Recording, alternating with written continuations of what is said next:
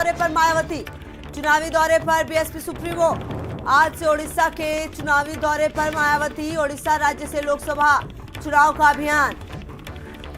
भुवनेश्वर में चुनावी सभा को संबोधित करेंगी मायावती।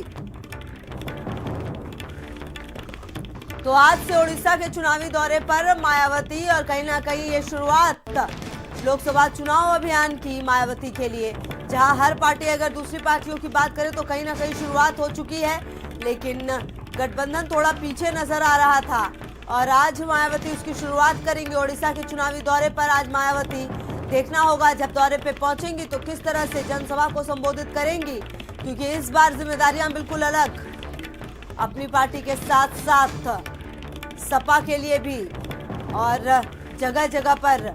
खबर पर ज्यादा जानकारी के साथ योगी फरमान अब्बास हमारे साथ। फरमान, आज से मायावती भी चुनावी जो शंखनाद है वो करेंगी, चुनावी सभा को संबोधित करेंगी। उड़ीसा में ही क्यों फरमान?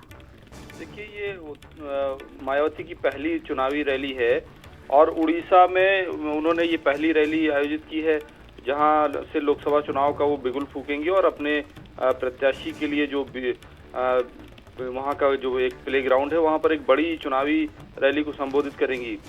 माना ये जा रहा है चूंकि दक्षिण भारत में बसपा अपना वजूद जमाना चाहती है और इसी वजह से ये तय किया गया है बसपा की तरफ से कि मायावती की जो पहली रैली हो वो दक्षिण भारत से शुरू हो। यही वजह है कि उड़ीसा से आज वो रैली को संबोधित करेंगी और वहां से अपने चुनावी अभियान की शुरुआत करेंगी। जी फरमान, तो क्या इनके साथ कोई सपा का नेता भी साथ में होगा, क्योंकि अब तो गठबंधन के लिए बात करेंगी मायावती सीधा सीधा?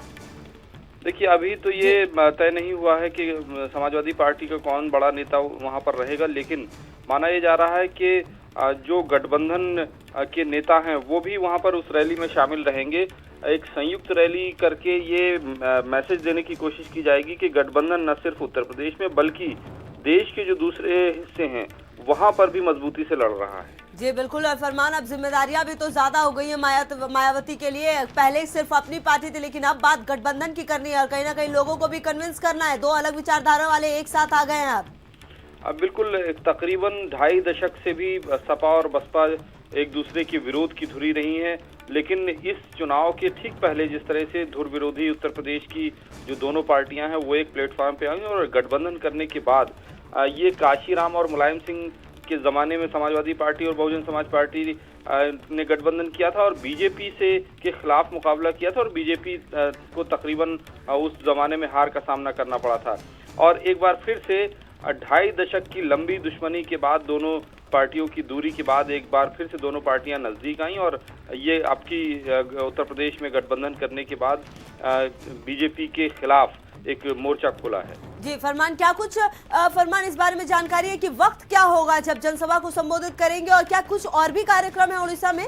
देखिए, दोपहर के वक्त वो रैली को संबोधित करेंगी और रैली के अलावा जो उड़ीसा के बसपा नेता हैं उनसे भी मुलाकात करेंगी और वहां के जो बीएसपी के नेता हैं उनको जरूरी निर्देश देंगी कि किस तरह से चुनावी अभियान को जारी रखना है और किस तरह से अपने प्रत्याशियों के लिए कैंपेनिंग करनी है। जी धन्यवाद फरमान इन तमाम जानकारियों के लिए।